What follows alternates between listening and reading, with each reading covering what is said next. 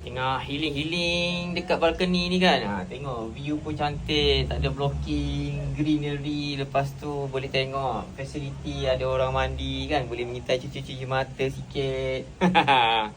So tengok cantik kan. Tengok tempat kursi pun cantik, boleh mengopi malam-malam kat sini. Okey.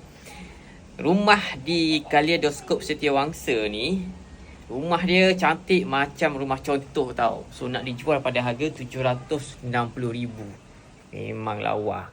Tapi tak jual dengan perabot lah, sebab owner dah jual murah. Kalau nak perabot boleh bincang harga. Tengok, lawa. Lepas tu kualiti dia semua premium. Tengok langsir ni yang tebal punya. Ini langsir ni mahal owner pakai. Lepas tu tengok kondisi dia. Dalam, lantai semua dah kayu. Dia bukan laminate floor, dia kayu. Okay, jom saya bawa anda masuk. Aircon ada ruang tamu. Okay. Ini ruang dining. Itu memang tak boleh cabut lah. Dah lekat. So, ruang dry kitchen.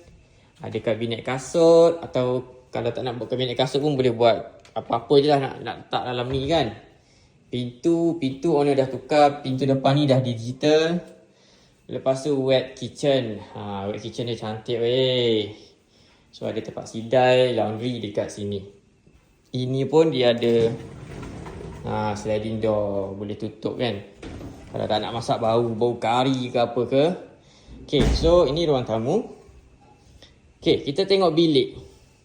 Ni bilik air.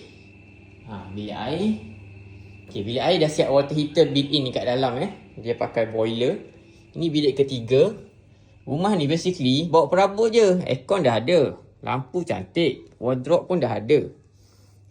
Ni tempat nak bermakeup pun besar cermin dia ni. Okay. Bawa katil je kat sini. Ini bilik nombor 2. Wardrobe ada. Aircon. Lampu cantik. Katil ni dia dah built in sekali dengan almari. So beli tilam je kalau nak kan. So cermin cantik semua. Okey. Cantik lah rumah ni. Lepas tu rumah ni dia ada 3 parking. So ini bilik master depan sekali. Masuk bilik master, dia dah ada wardrobe. Okey, aircon dah ada.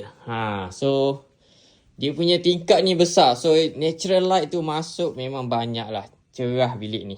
Okay. Lawa lah macam show house lah. So ni bilik air. So ni sebelum jumpa bilik air ada kabinet lagi kat sini. Boleh buat makeup. Ini bilik